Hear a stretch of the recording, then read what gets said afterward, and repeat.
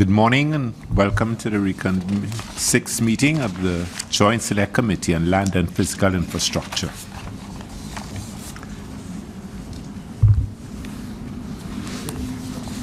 I would like to take this opportunity to welcome the Land Settlement Agency as well as to recognize both our viewers and listeners. I would like to also remind members and officials to turn off their cell phones or at least place them on silent and or vibrate. The purpose of this meeting is to continue the examination into land tenure issues and to explore what might be some of the possible solutions to these challenges. The role of the committee is firstly to examine the issues that arose and your responses to questions that have been forwarded. Secondly, we are to aid in the improvement of the operations of entities with responsibility for land tenure, hopefully resulting in more efficient and effective organizations. I would like to advise that this hearing is being broadcast live on Parliament Channel 11, Parliament Radio 105.5 FM, and Parliament's YouTube channel, ParlView. Members of the viewing and listening audience are, of course, free to send comments via email at parl101@ttparliament.org or on our Facebook page at facebook.com/ttparliament or on Twitter at ttparliament. I'd like to take this opportunity to welcome the officials of the Land Settlement Agency, and I now invite you to introduce yourselves. President, good morning to you, Chairman and members of the committee. My name is Osley Francis. I'm the Chairman of the Land Settlement Agency. Good morning to Chairman and members of the committee. My name is Hazar Hussein. I am the CEO of the Land Settlement Agency. Good morning, members of the committee. My name is Sachidanan Basau, and I'm the Senior Design Engineer at the agency. Thank you. Good morning to members of the committee. My name is Sasha Darbo, Attorney at Law, Manager, Tenure Regularization of the Land Settlement Agency. Good morning, members of the committee. My name is Everson Bida, and I am a land use planner within the Infrastructure Development Unit of the Land Settlement Agency. Okay.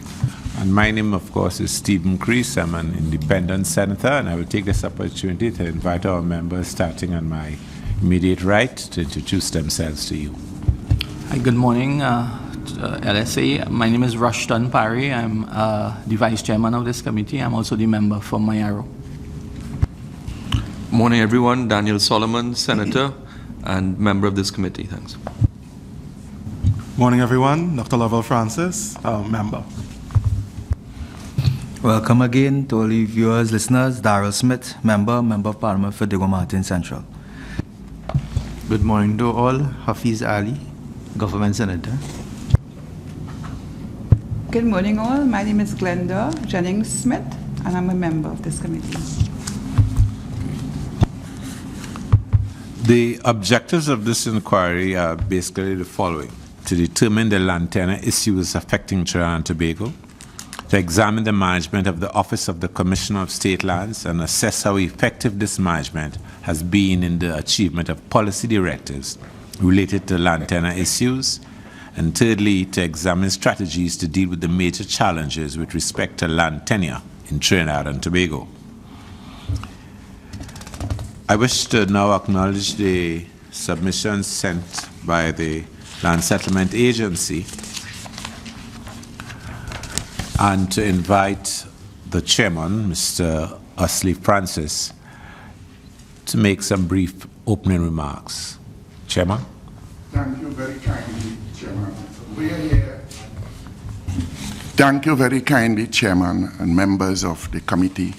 We are here this morning, as you all have requested our presence, to appear before you all to respond to questions and answers that most likely you'll pose to us to assist the Parliament and the committee in the good and proper functioning of the Land Settlement Agency.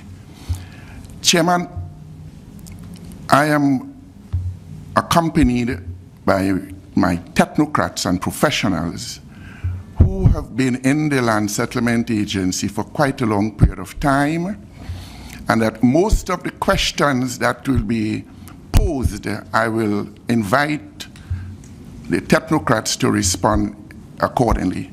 I thank you very much.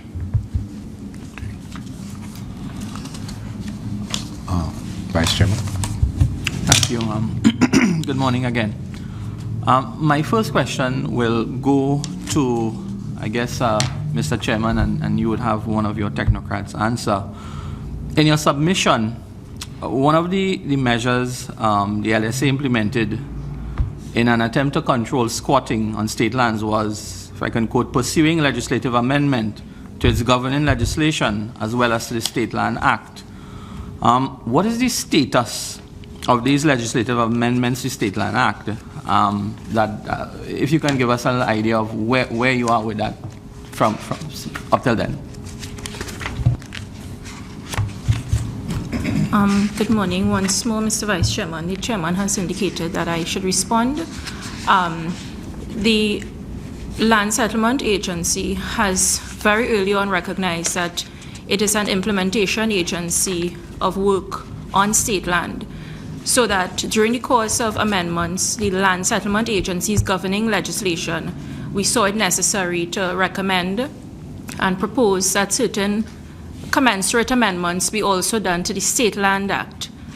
Again, with a view to looking at better measures to contain squatting. The last cabinet in 2014 approved a policy, and a draft bill was done by the Chief Parliamentary Council, CPC, in furtherance of that policy. That note would have been, that bill rather, would have been submitted for ventilation before the Legislative Review Committee. However, the new cabinet has to review that policy. It has to review that bill and see whether there are additional amendments or adjustments needed. The current minister that governs the Land Settlement Agency would be forwarding a note very soon to look at, to bring before the Parliament that existing mandate and bill to see what adjustments may be needed.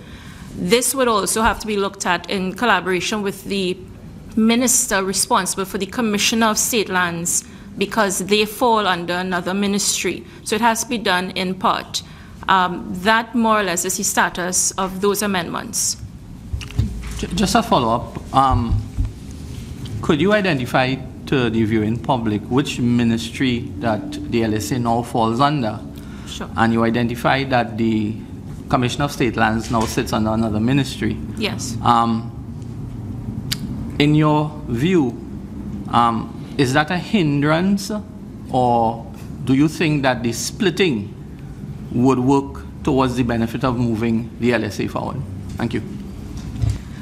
I'm not sure I'm qualified to give my opinion on that. But let me answer your first question. The LSA falls under the Ministry of Housing and Urban Development. The Commissioner of State Lands falls under the Ministry of Agriculture, Land and Marine. There are positives and negatives, member, and we have worked with that dichotomy, that split portfolio before. We just need to ensure that all parties are seeing in a uniform manner what is the best way forward for dealing with state land and control of squatting on state land. Once we have that common view, the different ministries should not be a hindrance. So at this point, I think it might be premature to suggest it's a hindrance at all. We have to test it, and I'm sure it would be productive. Good morning. This hearing is going to be viewed by the public, many of whom might not know what the exact purview of the LSA is. I mean, it's clear that we have a number of entities that are concerned with the control or utilization of state land. So, might provide some useful context if you could someone could state briefly what the specific purview of the LSA is. Good morning, Chairman and member. The main mandate of the LSA is the regularization of squatters in accordance with Act 25 of 1998, the State Land Regularization of Tenure Act, Act 25. Regularization of squatters involves many things. It involves tenure. It involves infrastructure improvement to where squatters are. There are approximately 251 sites listed in the Act in Trinidad and 3 in Tobago. The LSA is responsible for sites listed in Trinidad. 251 sites listed.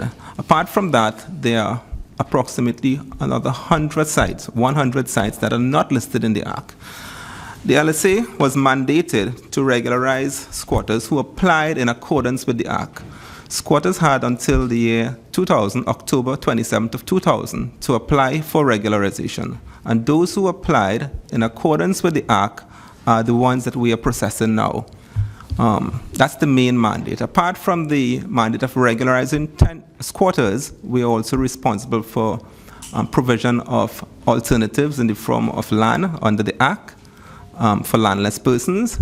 We have a responsibility for community development and micro-enterprise so as to create sustainable communities that we are attempting to develop.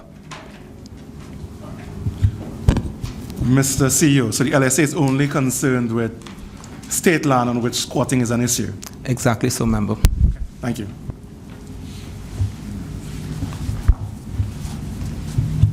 In your policy document, Chairman, through you, in your policy document that you have submitted to us here, I'm referring to page 29, question X. Can you tell me, this committee, can you tell us what action has been taken by the LSA to improve or to resolve these issues? And at the same time, how successful were these measures? Chairman and members, as I said earlier, the LSA's work is the regularization of squatters. Approximately 23,000 squatters applied for regularization in accordance with the Act. The work of the LSA over the years we have been involved in developing squatting sites, improving squatting sites, putting in full infrastructure, that is roads, trains, water systems, electricity, etc.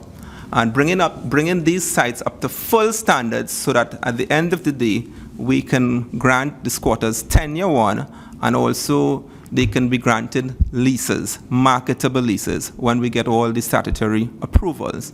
Now, we have been involved in developing squatting sites over these years. To date, we have developed approximately 30 squatting sites out of the 251 sites. So generally, that's what we have been doing. Apart from that, on the tenure side, we have been processing the applicants who have applied for regularization under the Act. As I said before, 23,000 applicants. We have been able to give approximately 8,000 certificates of comfort to date.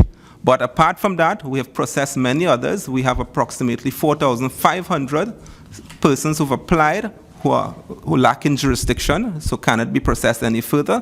And the balance of applicants are being processed at this time, approximately 9,000. I'd like to continue. In my constituency, Toco Sangre Grande, this is as one of the areas with the highest amount of squatting. But we have seen through meetings with your agency, which we welcome, that many of these people have been living on these sites for about 30 odd years. But most of these sites have been declared agricultural lands. Can you tell us what is your plan to do that, or is there any hope of achieving any kind of headway with respect to those people? Because they are living there for 30 years, and I know it is not within the remit of the LSA, but can you tell me if some negotiation is taking place with the Ministry of Agriculture, if we can so do at this point in time when we are looking at diversification and the agenda, the government's agenda with respect to agriculture? So can you tell us what is in train with respect to those areas? Chairman and member, you're right. The area of Toco Sangre Grande is one of the highest populated squatting areas in the country. There are a number of sites in that area that is listed under the Act. The LSA has done work in that particular area, and I can call a couple sites that has been developed. We have developed Pine Settlement, we have developed Picton, we have developed KP Lands, and at this time we developed in an area called Kangali. So that's one of the areas in the country that has seen, out of the 30 sites or so that we have developed, the most development to date. One of the issues in this area is that much of the land in the area is forest reserve. So it's reserves. And that's the area that we should not be encouraging squatters, and we should try to protect as much as possible for our future. Yes, there are agricultural lands in the area, and the Ministry of Agriculture, the Commissioner of State Lands, has the jurisdiction to assist in protecting those lands and for the allocation of those lands. But we are challenged in this area mainly because the lands are generally forest environmentally sensitive areas that should not be squatted upon. Now, a lot of the new squatting that is happening has been occurring recently in this area. And I say recently, between the years 2010 to 2015, we had a high growth of squatting in the particular area. And that is a challenge to the LSA to control and for our development plans in the area. As we seek to come up with our development plans, land use, engineering designs, you have new squatters invading these areas, which is a challenge for the LSA for future development. Because it's a continuous cycle. As we try to improve, you have new persons invading these sites. I just want some more clarification. I really was referring in particular to those on those lands for 30 odd years, where permanent structures have been erected. I really want to know what is your plan in dealing with those. Those are people on forested areas, which we term forest reserve. And this is a question that has been asked by my constituents on a daily basis. Could you give us some clarification on the way ahead?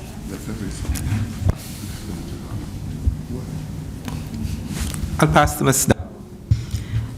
Thank you, CEO and Chairman. Member, it's a process that we need to engage in terms of the various stakeholder agencies with responsibility.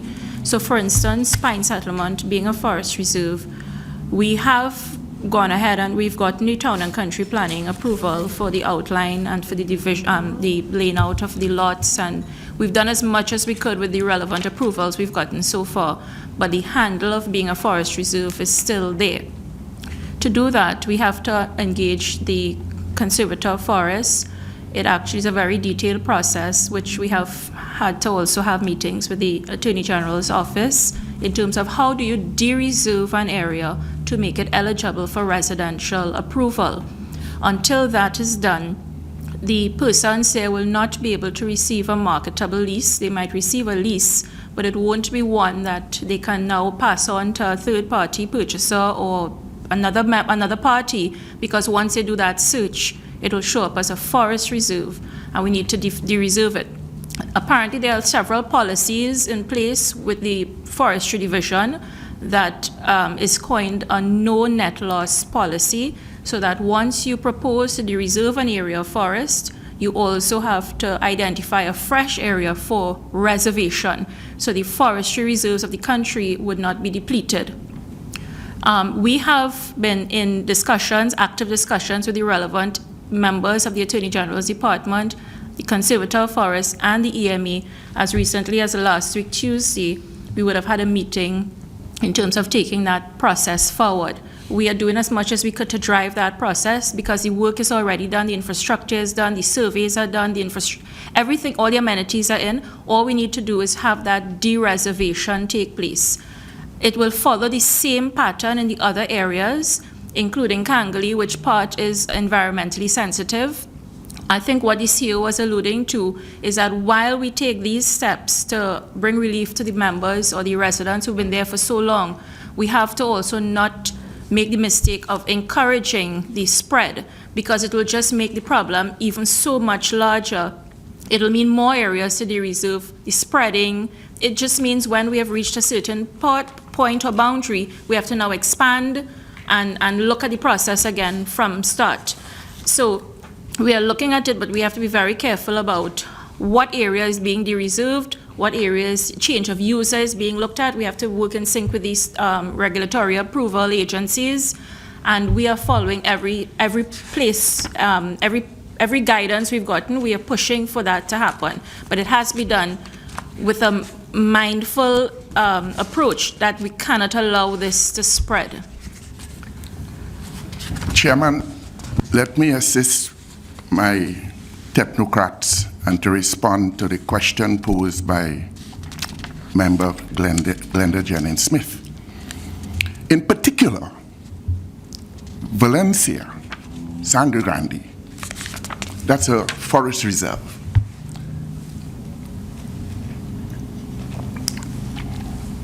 And that prior to 2010,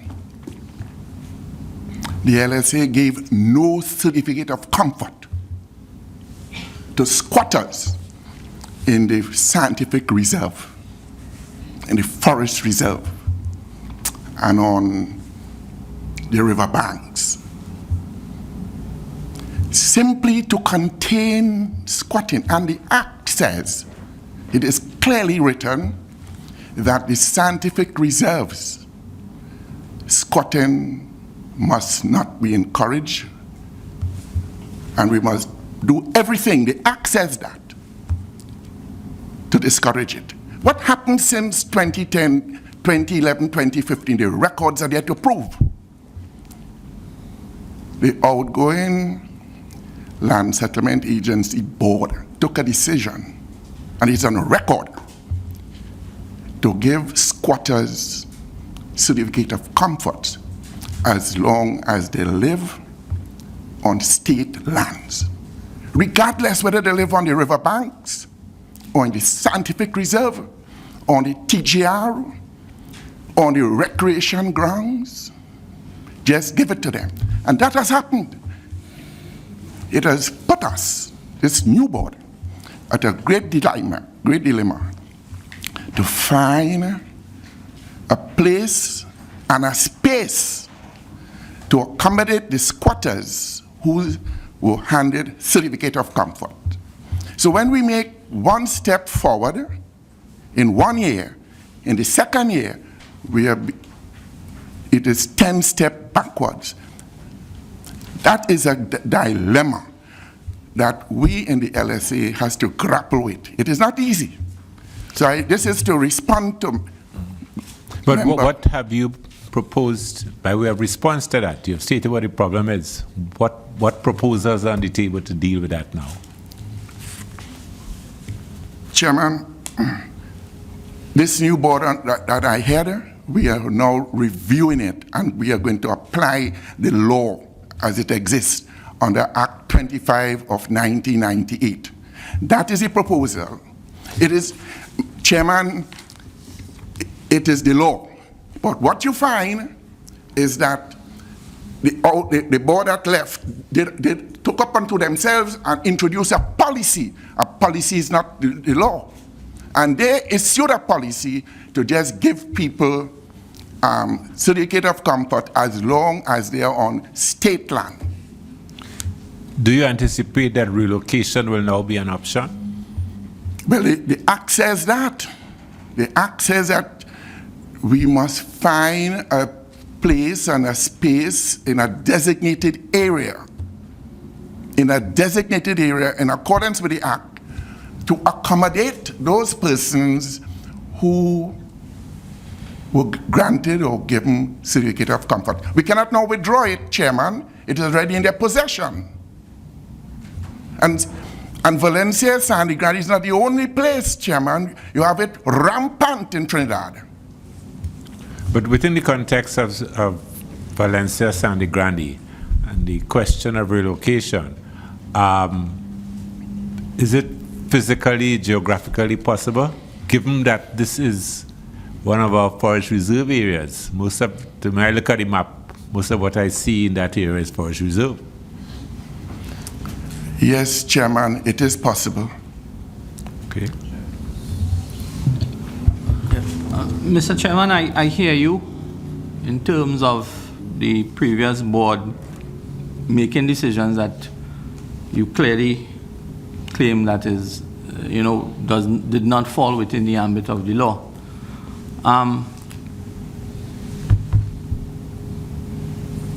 The legal representation on the board at that time, who would have given? Because I'm sure no sitting board should ask any agency to break the law.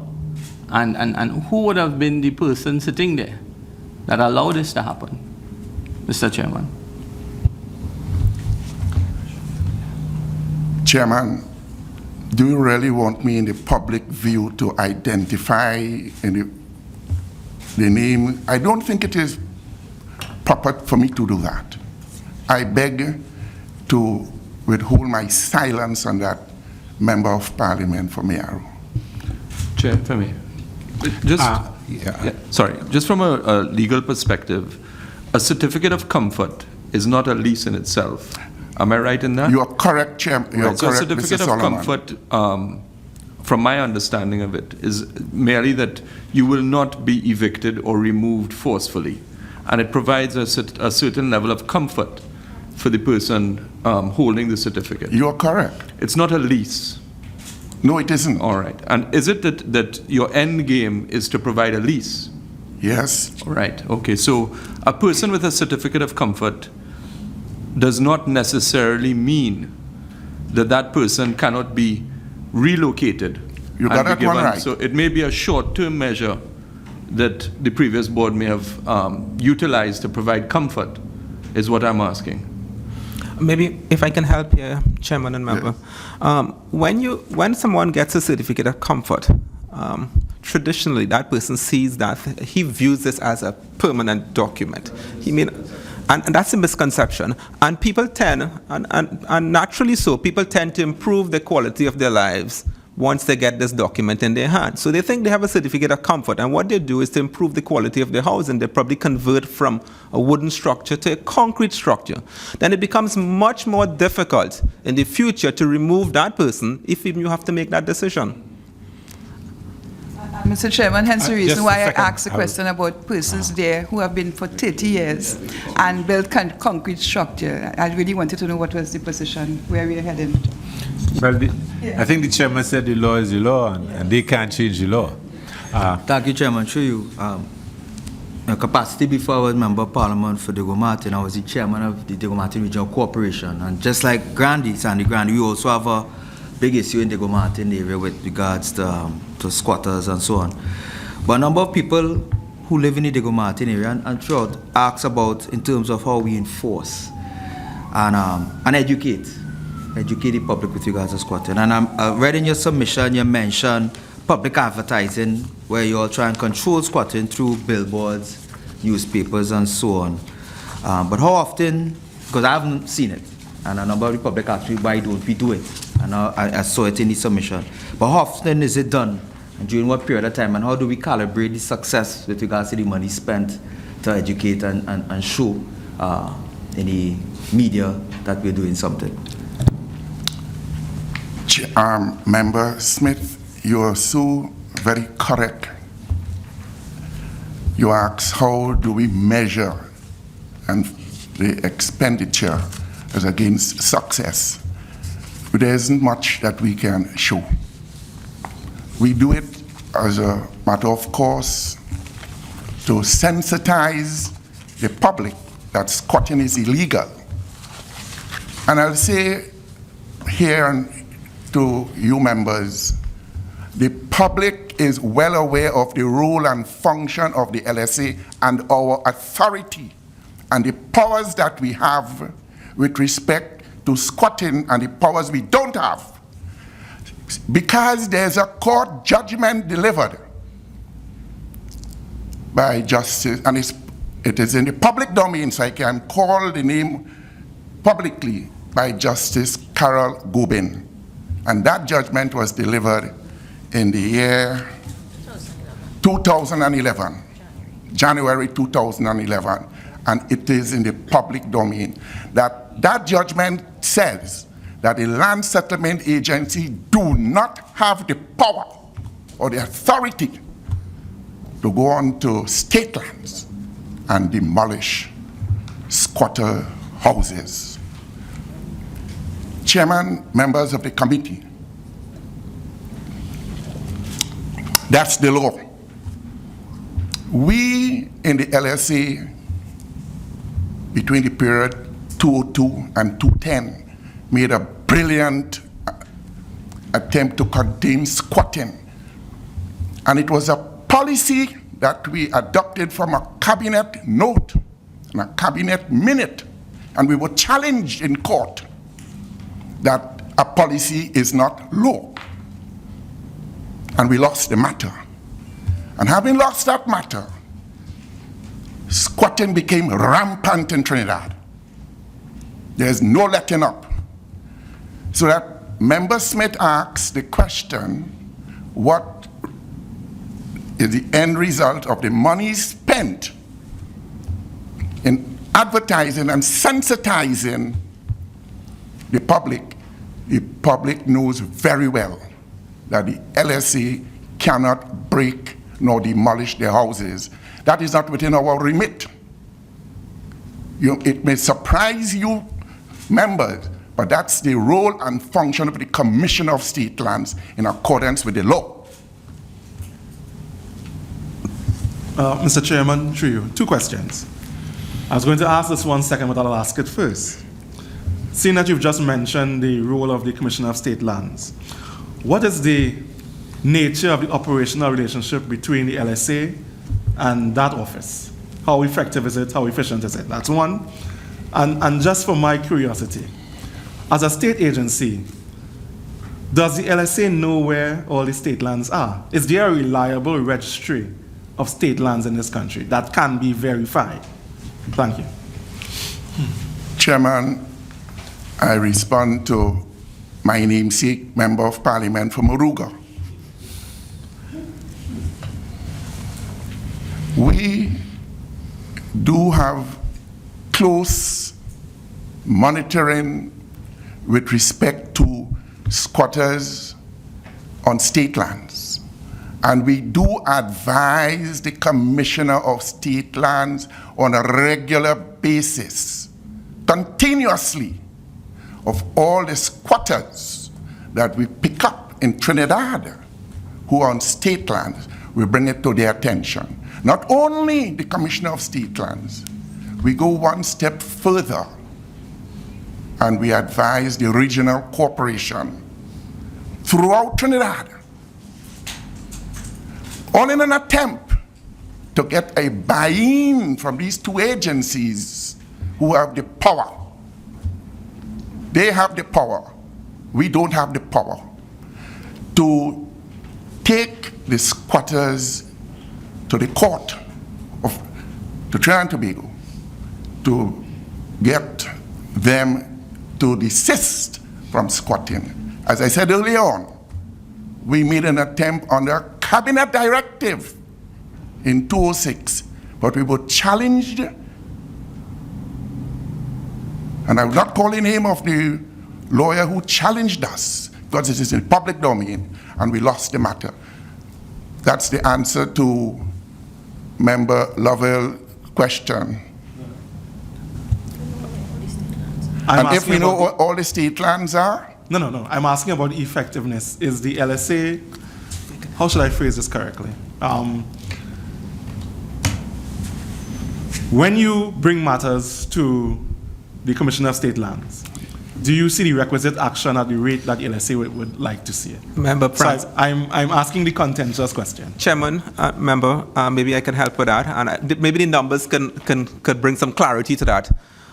Since 2013, we'll go back to 2013, and for the last 2.5 years, we have sent notices to the Commissioner of State Lands on a weekly basis.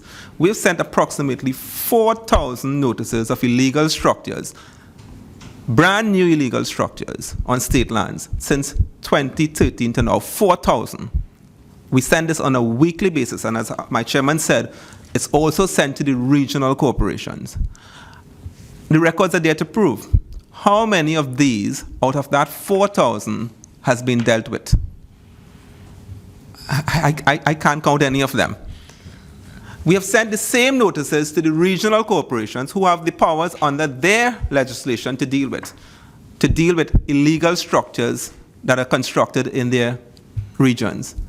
And we have not been informed of any action that has been taken against any illegal structure, any show cause notice, we are not aware of it, for the ones that we have sent to them.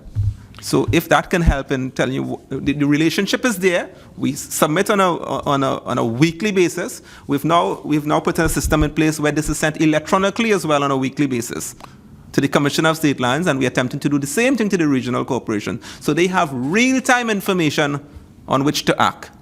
But whether or not action is being taken is another question. Tell me something. Do you all do any kind of follow-up communication with either agency, the corporations, or? We have regular follow-up. We have regular meetings. We have and still no action. And there's still little or no action. And I just want to draw an example of what is happening. We're presently developing an area called Sunrise, Ramlal, and Penal as we speak. And as we speak, we have brazen members of the public who are constructing where we are developing. Now, the Drainage Department has earmarked a particular area for a detention pond, a vacant area for detention pond. And the area has been overtaken by squatters who are claiming it's their lands. So we have asked the Commissioner of State Lands and the regional corporation to intervene, because on the one hand, the state is spending millions of dollars to develop that particular area. An area has been earmarked for a detention pond so that we can complete this development and at the end of the day give leases to all the residents in the area, because that's what we are attempting to do. But you have members of the public who have constructing as we speak. Just last week I was told another one is constructing in the middle of the road where we are developing. But we send these notices to the Commissioner of State Lands and the regional corporation, and there's little or no action. Through you, Commissioner. Chair, sorry. Could you indicate to me, there's our 3 questions, yes, I'll pose all one time. With your records, how many squatters do we have in total across the country on state lands? You also, in your submission, you state that you have 4,469 lots that have been developed by the LSA, and they are awaiting leases. How long will it take for those individuals to get the leases? And does these individuals, when you finish develop and issue leases, do they pay any sums of money to the state for those parcels of land? Chairman, member, estimates of squatters. As I said earlier, we have approximately 23,000 squatters who applied for regularization under the Act. And that was as at October 27th in the year 2000. As of today's date, our best estimate puts the number of squatters at approximately 55,000 families. Estimated 55,000 families. And if we multiply by 4, we are looking at well over 200,000 persons in Trinidad who are squatting. So that's our best estimate that we have. During the years 2009 to 2012, we conducted a comprehensive social survey, and we were able to ascertain these numbers. And the numbers have grown over the years. With respect to leases, your question on leases, yes, we have developed approximately 4,400 lots. And what we are attempting to do at this time is to get all the statutory approvals so we can move persons from the state from they are in, whether at the certificate of comfort stage, they can move from that stage to the next one, which is getting their leases. Not every person who are on those 4,400 lots have applied for certificates of comfort. That's another issue. On those 4,400 lots, we may just have about 1/3 of the persons who have applied for certificates of comfort. There are other persons on those lots who have not applied and not covered under our legislation. So that has to be dealt with by the Commissioner of State Lands as well. Now, what we have done over the years to get towards leases, we have put in full infrastructure. We are working with the regulatory bodies to get all the statutory approvals, and we now have a pricing policy in place for persons to pay for these lots.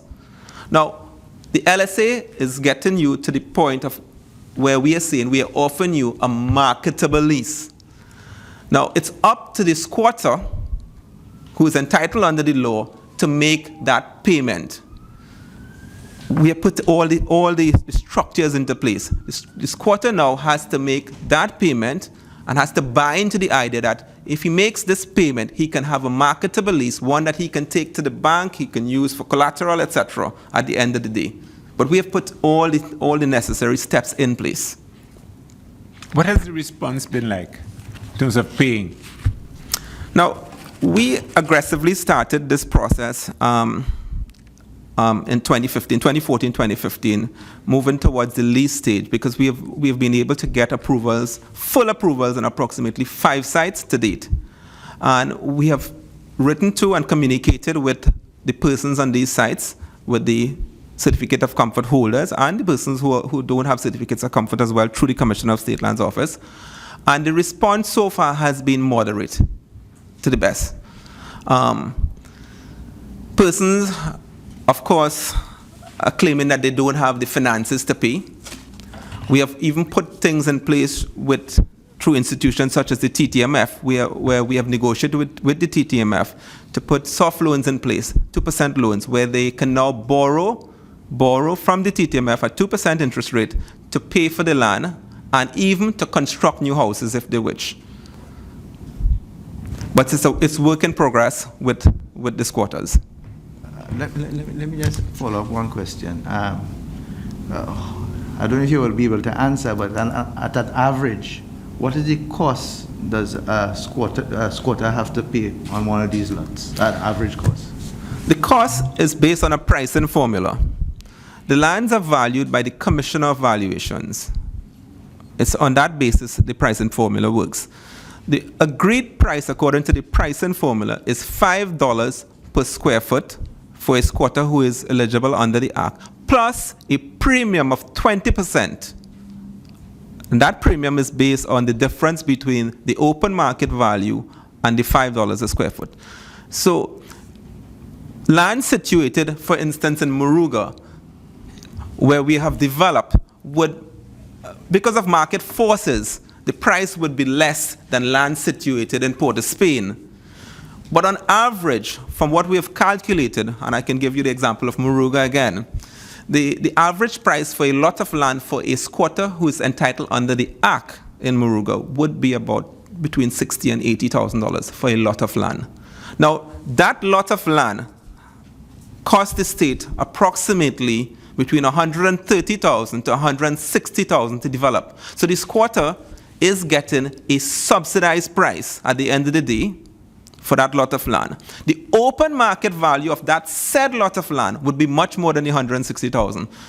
We have been given open market values for some of the lands that we have developed in different parts of the country as much as $300,000 and $400,000 for the lot of land.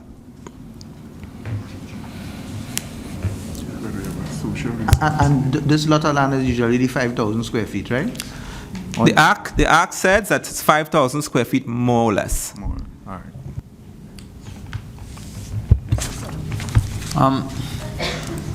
Mr. Chairman, does there exist in Trinidad and Tobago a land use policy? Has one been developed over the years in terms of a policy document as to land use? Member for Moyaro, that question that you have posed should really be answered by the Tongue and Country Planning Division. They set the policy and the guidelines for agricultural lands, residential lands, commercial lands, industrial lands, that they should have that policy. We deal and treat with, in accordance with the remit of the Act, residential squatters on state lands. Yes? And may I, as a follow-up to my CEO's response to the question about the land pricing, we are agent of the government, and that the government role, as you all are government MPs, is to assist the citizens, whether the poorer citizens, is to assist the citizens in general. And that the $5 per square foot is subsidized. grossly subsidized. It is a loan that the state engaged the IDB, and it is the IDB money that the Land Settlement Agency utilizes to develop those squatter sites, and that we take our cue from the government of the day. I repeat, we take our cue from the government of the day. Chairman, if we could just go back to the question on land use planning. For all the sites that the LSA has developed to date, we have engaged the Town and Country Planning, as Chairman says, they have a responsibility, and we have engaged all the other agencies, such as the EMA, before we do any sort of development.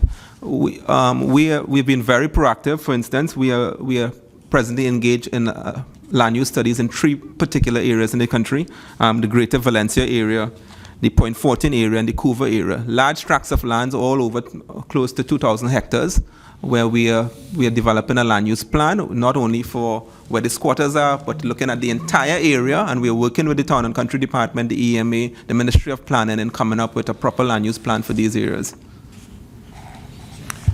I noticed that you made reference in your submission to 2 other state agencies that have some similar responsibilities. I'm talking here about PSAEL and I think it's the other state agency with responsibility for former Caroni lands. To what extent do these agencies represent any sort of difficulty for you in terms of the applications you have received? In our ARC, there are approximately 65 sites that are listed in the ARC that are on lands of either Petrotrin or PSAL. And there are thousands of squatters on these sites. We have been working with, and we have engaged these agencies, these institutions over the years, with a plan to developing and regularizing persons on those lands. But these agencies have a responsibility because the lands are either vested in them, and they have rights to the lands. So we are constrained in our approach in regularizing squatters on these because they have a responsibility as well. Now, for former Caroni 1975 limited lands, the responsibility lies with the Commissioner of State Lands and to a lesser extent with the EMBD.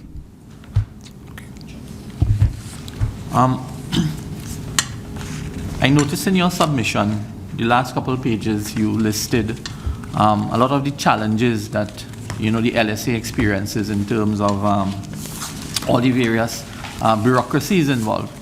If you were to give me an idea, if all things being equal and all the different agencies of state were doing what they were supposed to be doing in a very effective manner, what would you estimate to be the time lag in between an application is made for one of these pieces of land to the issuing of the deed? That's the first part. And the second part, in your experience so far, since it's, in my understanding, is the Commissioner of State Land that actually gives the final sign-off on these deeds, do you see that being a hindrance in terms of the speed of the process? And you and your agency may be working as fast and as best as you can, but when it goes across to the Commissioner of State Land, has it been your experience that some of your bottleneck may be in that area? Now, the question on time lag, Chairman and members, the question on time lag for processing of applicants from application to tenure. Now, that has a number of parts. One is the actual processing in terms of the legal documentation, a person who applied for a certificate of comfort, and then processing them in order to have that certificate of comfort, and eventually towards getting a deed of lease at the end of the day. That is a long process, primarily because the issue of state lands, we have to be very clear whether the lands are indeed state lands or not state lands. Many persons have applied for certificates of comfort. They're on private lands. They're on lands of other state entities. And because we don't have, I don't think there's anywhere in any of the organizations any proper records which can clearly say Mr. X, who's applied in this particular area in Sangre Grande, is on state land or is on a forest reserve. So we have to check every applicant to make sure where their application is. That's one. The other part of the process involves development works. Now, the development works from taking a raw site to bring it up to the full standard takes approximately 4 years. Approximately 4 years, because you are engaged in the initial planning, land use planning, engineering designs, working with the different regulatory agencies, and the actual engaging of contractors, etc., and the actual works itself, which takes approximately 4 years from start to finish. Now, all of that can happen if you have the finances to do it. Now, we're also hamstrung by that as well, because if you don't have finances, you cannot engage in development. Over the last 5 or 6 years, the LSA has been hamstrung for money for development. Our biggest budget over the last 5 years might have been about $40 million in any 1 year.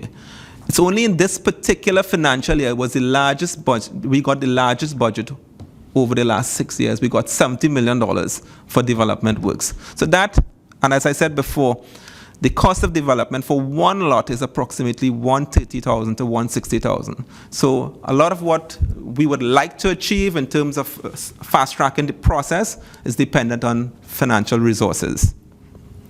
Your other question dealt with the issue of leases.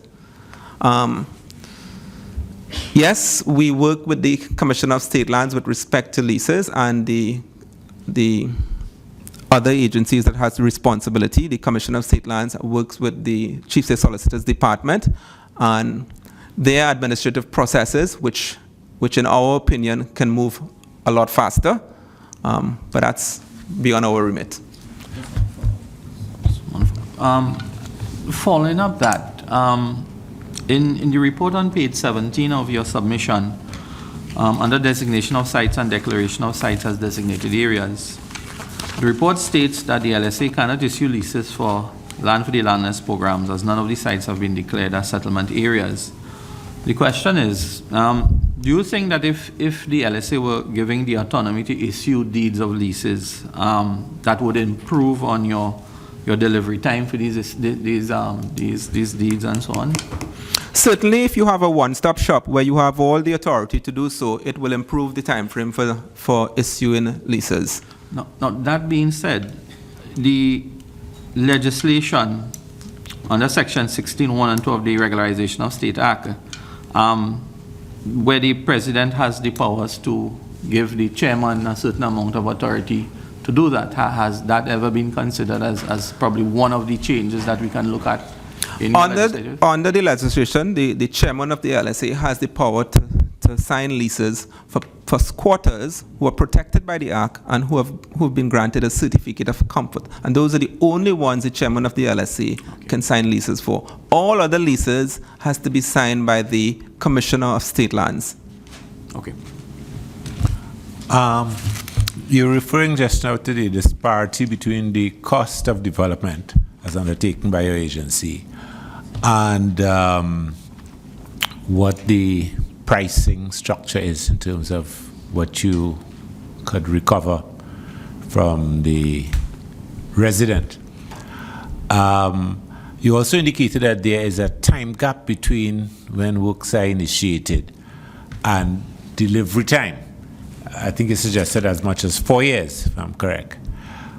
What I was wondering is if within that time frame, would it be unreasonable to have a fee structure, because any other situation, people would have been paying land taxes, as it were, or rentals, if they were on private lands, they would be paying a rental fee to the substantive owner.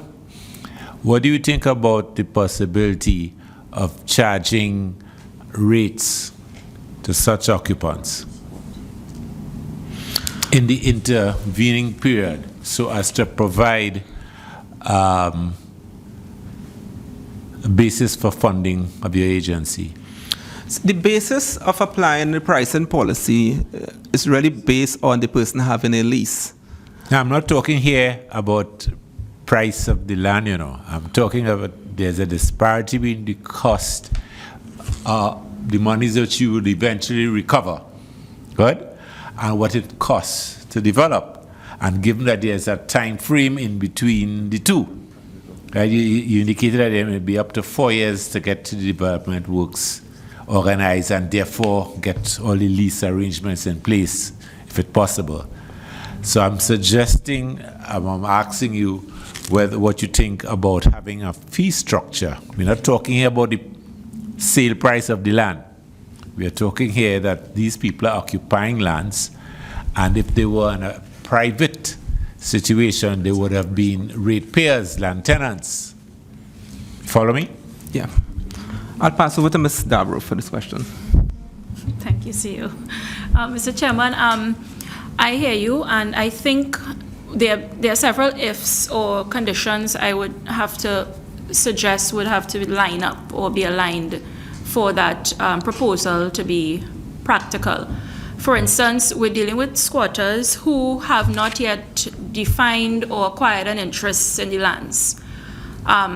Once you engage someone to start a payment, it may have the effect of that person acquiring an interest or being able to say in the future, but I have invested by making these payments. At the point at which someone is a squatter, or even the whole of a certificate of comfort, as Member Solomon said earlier, it's a license, it's permission, it's protection, it's no interest. We're taking it a step further where the person is actually offering some form of consideration or some sort of rate for being in occupation. That might be building an interest. Secondly, if the lands have not yet been developed to the stage where there are boundaries or defined designated area of occupation, they're paying in a vacuum. They're not sure if they're paying for 4,500 square feet or 5,000. The last issue is probably the most challenging one. Very often we realize that the persons in occupation may not even be the persons who applied for the certificate of comfort. So we go on the site today, we find John Doe, but what we find out when we do our checks and our surveys and we look at all our documentary evidence, that it's Mary who is the certificate of comfort applicant, but Mary may have migrated or is deceased or moved to the lot next door. We have to be clear as to who we are engaging, who we are creating a relationship with, a contractual one, and payment takes us into the realm of a contractual arrangement. So I think that can work. Yeah, tenant at will is a contractual arrangement, Yeah, but these are not tenants. They don't have any legal relationship yet. By definition, a squatter has no legal relationship yet with the landlord. There's no landlord.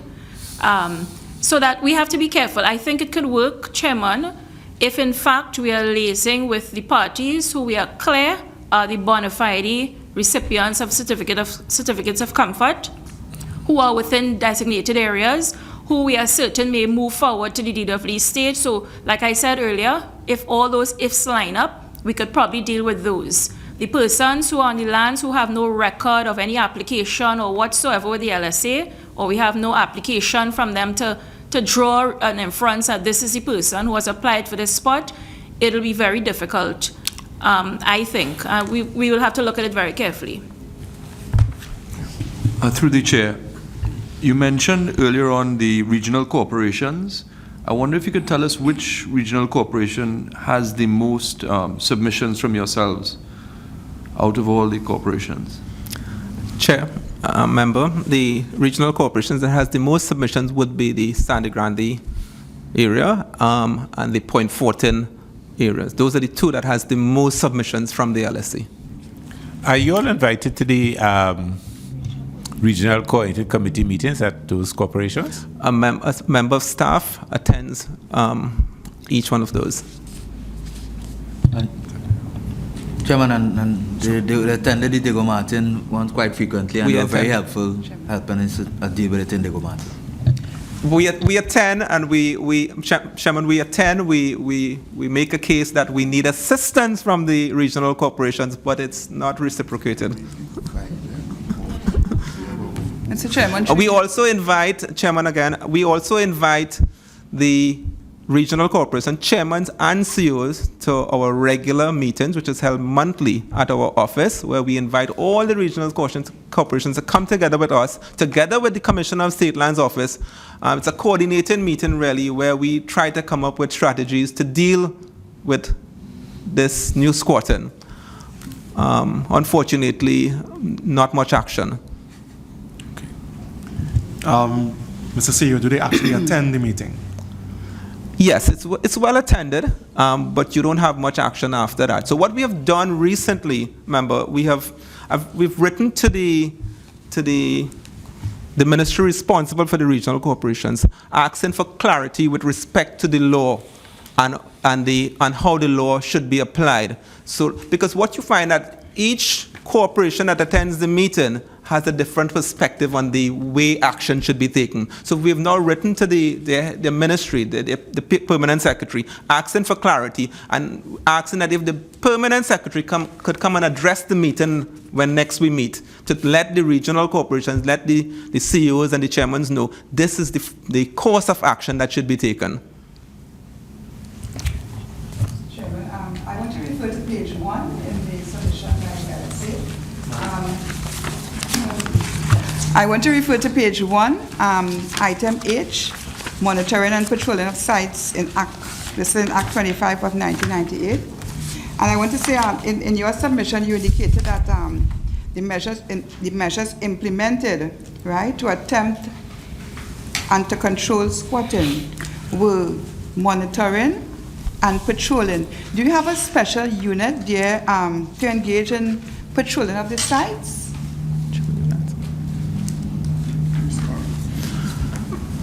Chairman, member, yes, we have a unit called our containment unit that monitors and patrols and report each new incident of squatting. Of course, it's a small unit in terms of the numbers. The number of patrol officers, from my recollection, it's about 32 in total. It's all of Trinidad that is to be patrolled. There are 32 listed on the structure, but we don't have a full complement at this time. But I can also say that at the Commissioner of State Lands Office, there are hundreds of officers there who are employed for patrolling of these sites. At the Forestry Department, they have hundreds of forestry officers who are employed, who also has a responsibility for patrolling and reporting incidents of squatting, etc., and the destruction of the forest that is taking place. So we are very small in the scheme of things, but we do monitor and patrol, and we do report, as you see it from the numbers that we have presented, over 4,000 reports of new squatting over the last 2.5 years, 3 years. Which lends itself to the obvious question. Is there any level of coordination between these bodies in terms of that monitoring? Remember, as we indicated before, our regular meetings is the means by which we are attempting to coordinate. We provide information on a weekly basis in writing, and as I said before, also we are attempting to do it electronically to these institutions so that they can take the necessary action and use the powers that they have, to deal with the new squatting. I think we should cut to the chase in the sense that, in terms of your actual recommendations, good? You indicated that Land Management Authority may be the direction to go. You want to elaborate a bit on that? I'll pass to Ms. Dabro. Thank you, Chairman. Thank you, CEO.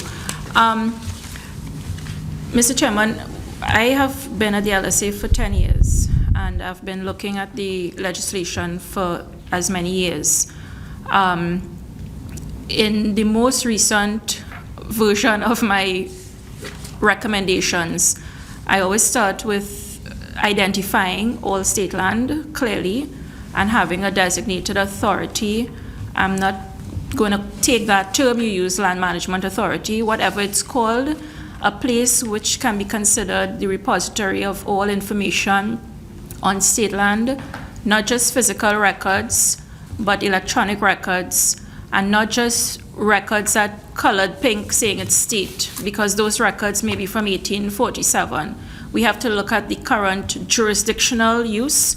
Certain lands may have been allocated for early childhood centers, for sporting complexes, for petition by farmers. There's so many things. They may have been the subject of a license for mining and exploration, quarrying. There's no one place with all of this information. So in terms of recommendations and a body to take care of that, yes, we need to have that place, because I live that headache of a clerk doing a search and piecing together a puzzle, sometimes doing a search for surrounding parcels of land to try and determine what the middle one is. So by the process of elimination, we determine, well, it means this probably is. And unfortunately, there's no one place which all of that information resides. That is a major, major constraint. We also have to be mindful about transactions and the administration of state land in terms of allocations, assignments, any form of dispensing of state land. It needs to be done in a timely manner. Yes, I know cabinet minutes usually contain a lot of information, but does that reach to the record holder to be reflected in the records? That hardly ever happens. And I have had to look at cabinet minutes as well to determine whether this land has changed jurisdiction. Has the process been completed? No. So it needs to have a review of that process in terms of any going forward. We need to look at the administration in terms of the office holders with responsibility for enforcement. I can't ignore the need for legislative review, comprehensive legislative review, not just between the LSA and the State Land Act, which governs the Commissioner's Office, but all offices and entities that deal with state land. Persons must know where their responsibilities lie, identify where there are overlaps, where there may be duplicitous actions, agricultural and whatsoever. So, and the recommendations would surround those two key factors: harmonizing policy with the law and making sure that we complete the process so that the layman or the technocrat or the politician or anybody could get real-time information on the status of a parcel of land and know what they're entitled to, what can be done with it. Tell me something from the information available to you. Is there any state agency right now that, at least from the electronic perspective, has a repository of the state of occupation of lands, whether it is as squatters or as bona fide residents? And, because now we are talking about the electronic scanning. Is there any single agency, state agency, that has that kind of real-time information? Well, singly, the LSA has information. Now, when we provide information and we do our patrols, we take up the GPS coordinates of the structures that we pick up, and we plot it. I would allow the CEO to indicate in terms of which agency may have the most, but I know Land and Surveys has information. The Ministry with responsibility for lands would have information. The LSA would have information on squatting. I don't know if there's anything additional. The Ministry of Agriculture has there's a program, list ParlView, which they've attempted to incorporate all the different uses of state land and all the parcels of state land that has been given out. That's an ongoing process where they're trying to update that. We are also part of that process, updating all squatters, as Ms. Dabra said, onto that, and all the sites that we are developing, that information is put onto the list as well. Okay. I've noted the recommendations you've made in terms of possible revision for your governing legislation. I'm also taking alongside, as you indicated, whatever they may call it, but an agency dealing with what we would expect a land management authority to handle. But do you feel that mere revision of your legislation, creation of a umbrella body, land management authority, for want of a better term at this stage, would be sufficient? I know it is necessary, but would that be sufficient? Or is there need for something other than redrafting of your legislation, creation of an umbrella authority? Would those two things be sufficient to get to the bottom? Well, that would be, Chairman, that would be a start in moving in the right direction, the creation of some authority that has overall control. Not to say that the Commissioner of State Lands Office does not have that at this time. It probably just means getting all the administrative process in place. And of course, given an agency like the LSA the power to deal with new squatting. That is what is needed at this time, because if we continue with the rate of new squatting that is happening, we'll be forever regularizing. We'll be forever trying to develop areas, and this will be a cycle that we would not be able to stop. I was trying not to put words in your mouth, but I'll come to my point. With the creation of a designated land court, do you see that as having relevance in this situation? Ms. Davro. Thank you. Most definitely, Chairman. Actually, during the course of our recommendations, that was one of them. We've even looked at stretching the boundaries of existing tribunals or commissions, like perhaps the Environmental Commission, to expand to deal with designated matters of land. It would not just serve the Land Settlement Agency or state land. There are other pieces of legislation out there that affect private land that refer to tribunals to deal with any disputes, and they have never been created. For instance, the Land Tenant Security of Tenure Act, it refers to tribunals that have to address the disputes under that act, and those tribunals don't exist. So persons with claims under that legislation have no other redress but to go before the High Court.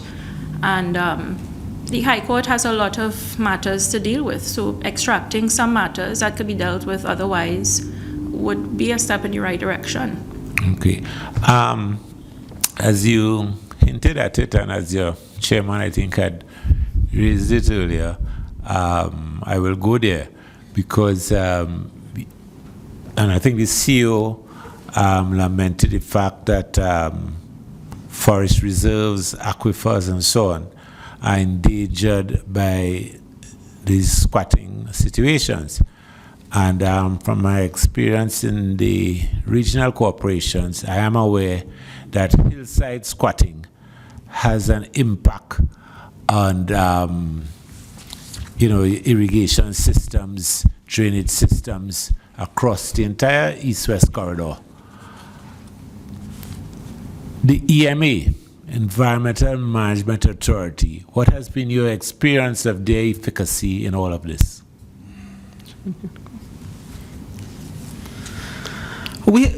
Chairman, we have been working with all these agencies. As Ms. Dabra pointed out, it's just only last week, and I think it was last week, Friday or so, we met. Yeah, we met with the EMA together with the Ministry of Planning. But you've been meeting with the regional corporations? And we've been meeting with all of these agencies. To no avail? The most we can do, Chairman, is to point out what we think their powers are and what they should be doing to assist with the situation. And you're right, we are in danger. Our forest reserves are being destroyed. Our aquifers are being destroyed. With new squatting, hillside development, it's going to pose a threat to all of us in the future. It's posing a threat now to us, and it will continue to pose a threat to us in the future if we don't deal with this situation. Chairman, let me embellish the point that my CEO has raised in response to your question.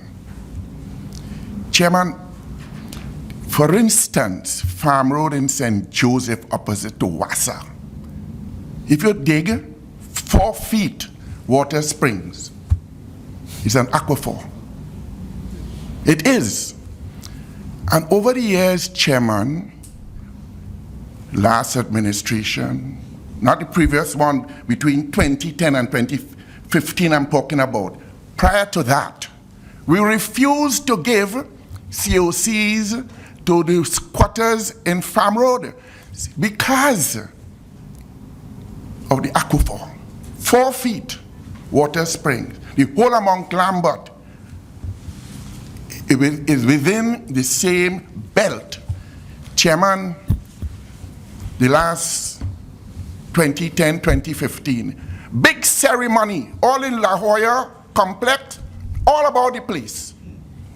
COC handed out to squatters in Farm Road, and they all have it. What do an administration do thereafter when Farm Road residents have certificate of comfort? We have to find a place to house them. Find a place, because they accessed that, and the last board did it with the consent and authority and with the powers that be at that time. It begs the question, where are we going? We make 3 steps to do the right thing, and 5 years after we make 10 steps to do the wrong thing. Are there any other questions? Yes, Mr. Chairman. Are you satisfied with the current levels of manpower that you have at the LSA? That's one.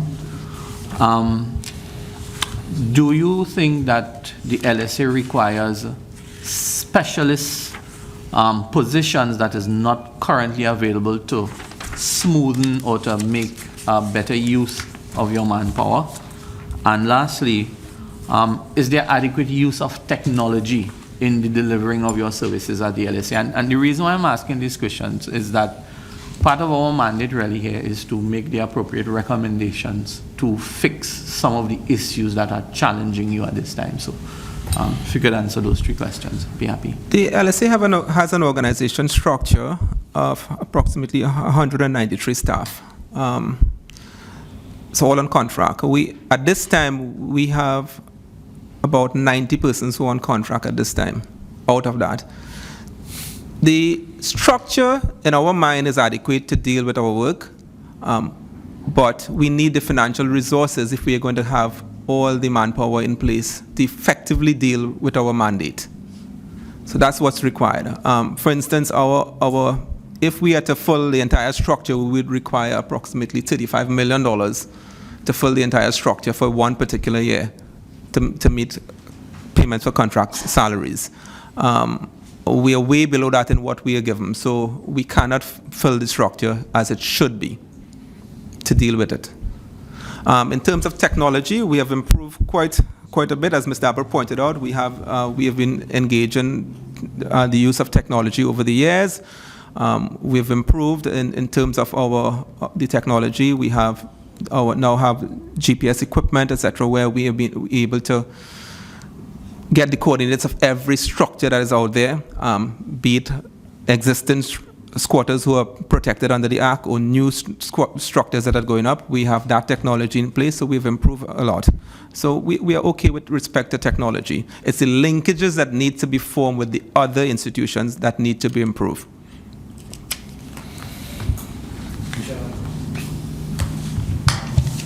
CEO, you indicated earlier about approximately about 55,000 families squatting, and out of that 55,000, you also indicated in the submission that you have about 23 to 28,000 that applied for the certificate of comfort.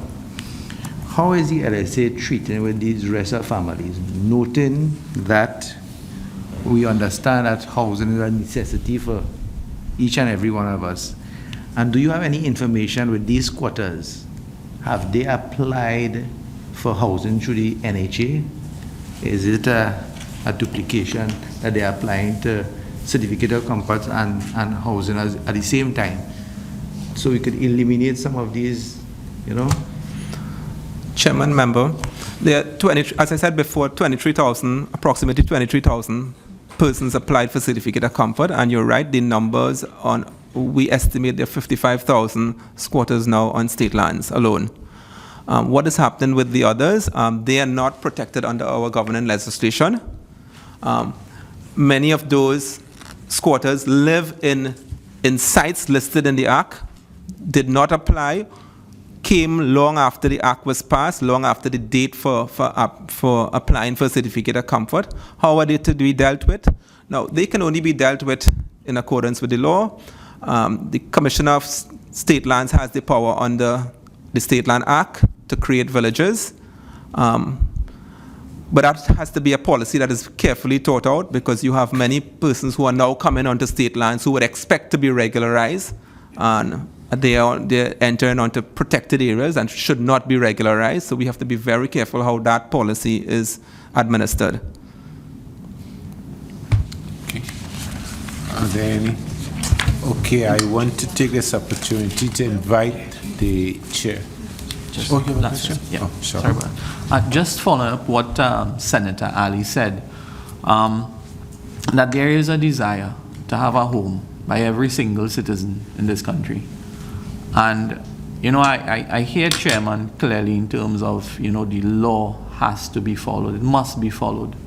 But how do we as a country deal with those people who does not fall into all the requirements, the ability to get the loans, the ability to get the soft mortgages and so on? Has the LSA thought or put any thought into what do we do with that batch of folks? You know, do we evict them? Where do they go? You know, because at the end of the day, I cannot see that we're going to knock homes down, knock these squatting homes down, because they don't fall within the confines of the law. They don't have the financial wherewithal to apply to the home mortgage banks to get these 2% loans. You know, what's outside here? What's available for that section of our citizenry who will not fall into those categories? Chairman and member, the state has a responsibility, in our view, has a responsibility to an extent to provide solutions. And of course, that has been done through the Housing Development Corporation under the Ministry of Housing and Urban Development.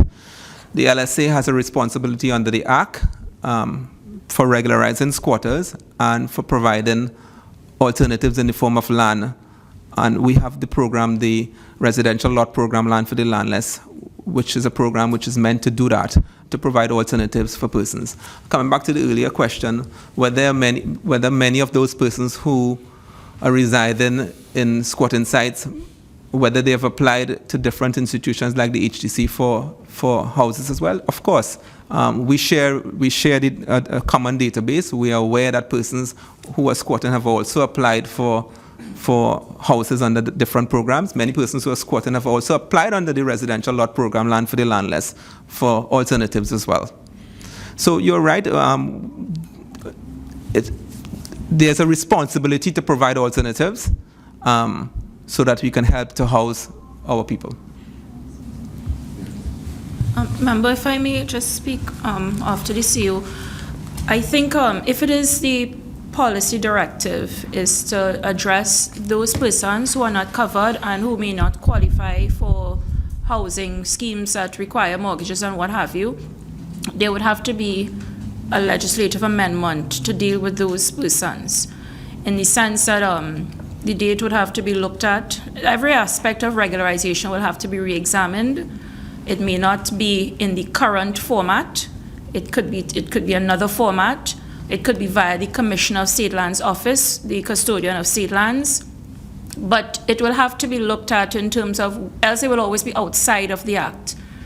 And unless there's some legislative policy or provision in place to address those persons, they would be outside.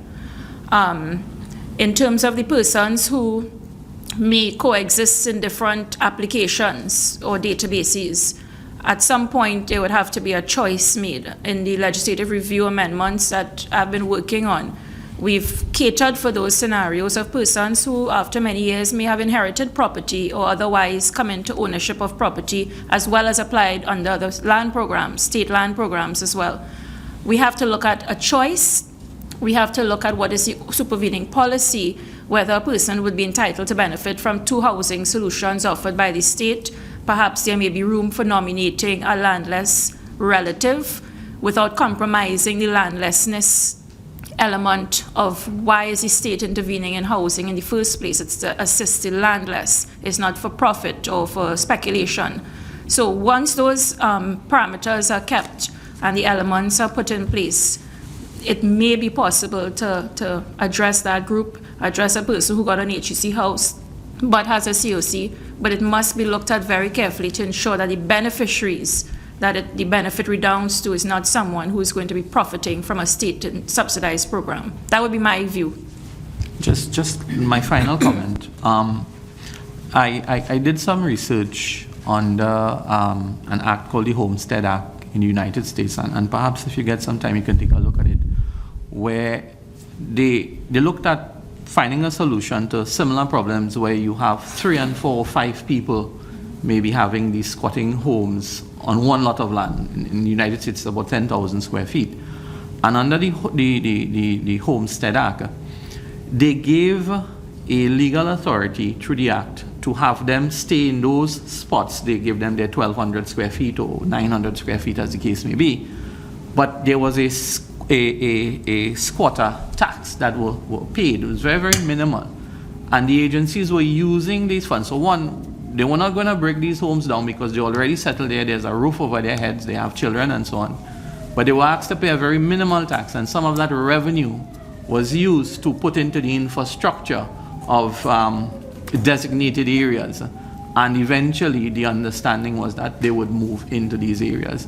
So with probably a little bit of research as you know what they're doing in other parts of the world, because I know there are areas who are suffering the same challenges as we have, we might be able to find some alternative solutions that you can put into the legislation for your recommendation, and really not take the approach of going and knocking down these homes. And I'm fully aware of following the law.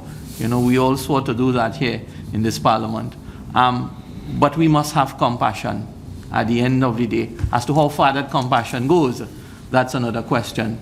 But really, we must find a way to treat with those that really don't fit under where the legislation would drop. So I ask you to do a bit of research on that, ma'am. Well, in Chairman, I think you indicated that Justice Gobin's decision made it clear that you are not in the business of demolition. But let me respond to Member Parry, Chairman. A classic example, in the year 2009, the LSA had developed 703 first-grade squatter sites in Carapo Racecourse. For those who had applied for certificate of comfort, we had about 300 and... Approximately 300. Approximately 300 squatters on that site. And we put down first-class road, water reticulation. You got it right. And Chairman, Member Parry, by July 2010, we lost 400 plus lots that were developed within that site, and the HDC had promised faithfully to build duplex houses on those 400 additional sites to assist the housing population. Chairman, they all moved in. The same squatters that Mr. Parry is empathizing with. They have seized 3 lots, 15,000 square feet. Some have seized 10,000 lots. Some have seized the 5,000 square feet, and they are there at present. There's no legislation. We dare not touch them. They have chased out the patrol that the LSA has on its staff. They dare not enter. Mr. Chairman and members of the committee, all the monies that the state spent in Carapo Racecourse, the LSA staff dare not enter. So with all the empathy and sympathy, Mr. Parry, don't do this, don't do that, we are following the law. We are not entering. Okay, before we close, I would invite the chairman to make your closing remarks, unless that was your closing remarks. But I would allow you to add that a better note, Sir Francis. Chairman, thank you very, very kindly, and members of the, the committee for inviting us. We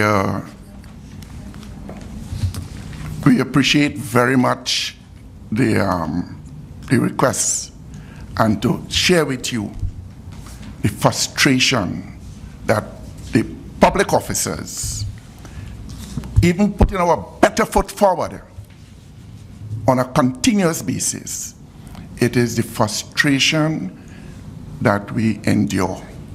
We endure frustration with our good effort, our commitment, our dedication, and our loyalty to state and to the government of the day. We are hamstrung on a continuous basis. You would have heard us, Chairman, the CEO, Mrs. Dabro, and myself, we speak to you all with a certain form of passion and emotion. We ought not to really. We ought to behave as others behave without any emotion and passion. But we do too much in the LSA to assist the downtrodden, and if not the downtrodden, the society at large, and we are not being given the kind of support. If we are not made of stronger steel, we just throw our hands in the air and surrender and walk away. But we have not done that, Chairman. Once again, thank you all very, very much. Thank you.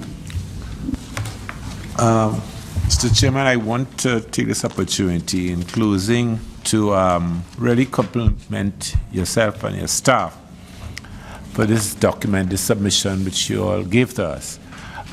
It was quite detailed, and I'm satisfied that between yourself and your staff that a lot of hard work went into answering the questions we raised, and from the conversation we just had, I'm satisfied that the Land Settlement Agency is in fact one which we, as residents of this country, can be proud of the work that you all do and the seriousness with which you engage yourselves. So I want to thank you for the effort that went into this submission, and to assure you that this committee has taken seriously your recommendations and your intimations over the last hour and a half. Good. Because it's not every day that you are in a position to compliment those who serve the public for doing so well. And I think that is the common feeling here this morning. Good. So again, thank you for your submission and for the passion with which you presented and represented the organization this morning. Good. I now wish to suspend. Oh yes. I wish to thank our viewers and our listeners, good, for sharing their time with us over the past hour and a half on the Parliament channel and on the FM channel, good. And of course to thank the fellow members of my committee for their questions and their contributions to this session. Good. This meeting now stands adjourned.